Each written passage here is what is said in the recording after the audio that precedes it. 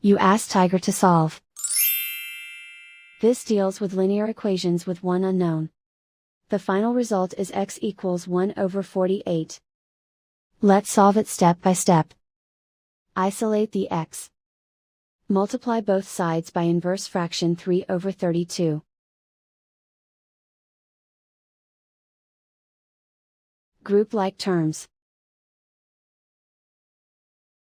Multiply the coefficients.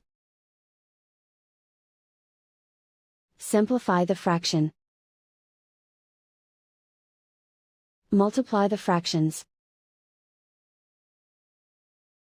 Simplify the arithmetic. And so the final result is x equals 1/48.